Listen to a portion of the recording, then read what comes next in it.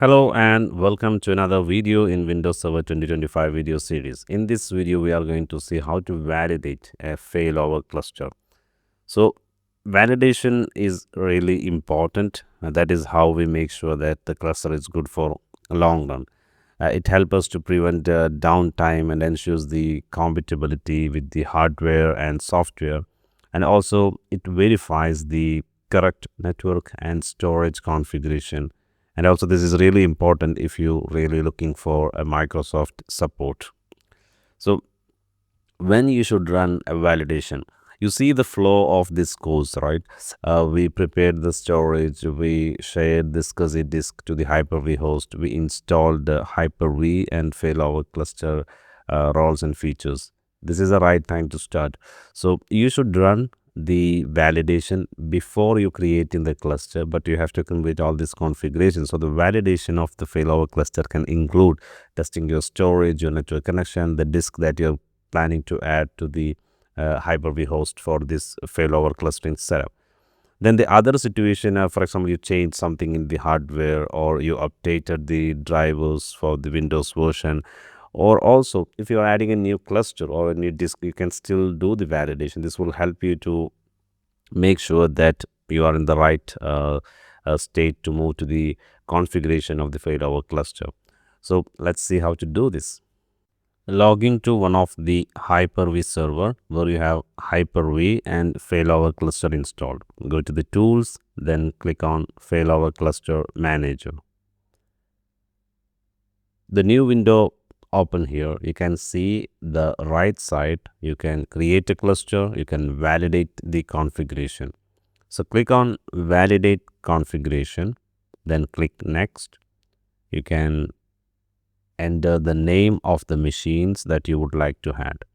So I'm going to add two Hyper-V servers, Hyper-V 1 and Hyper-V 2.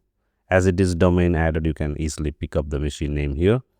Then you have two options. You can run all the tests or you can just run the selected test.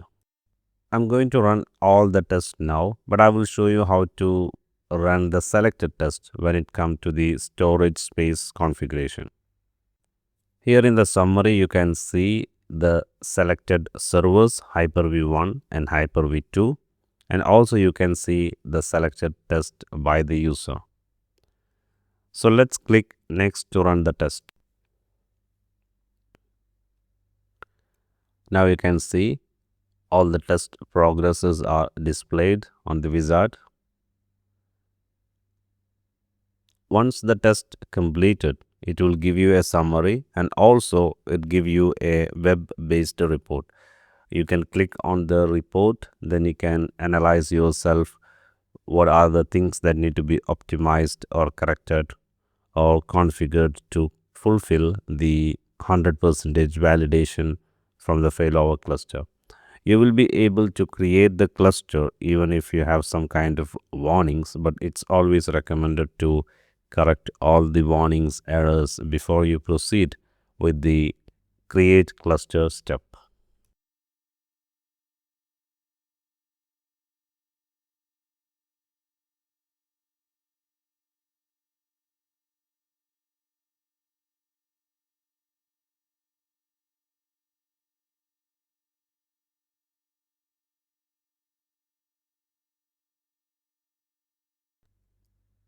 Now the validation has completed. The next part of this wizard, it will show you view report option and a summary. If you look at the summary, everything is success except the network with a warning. So let's click on the view report to see what is the warning with this network issue. I know the reason because I'm only using a single network adapter. So we explained that the right way is to segregate the network with multiple adapters because this makes a single point of failure. So that is what exactly it explained here.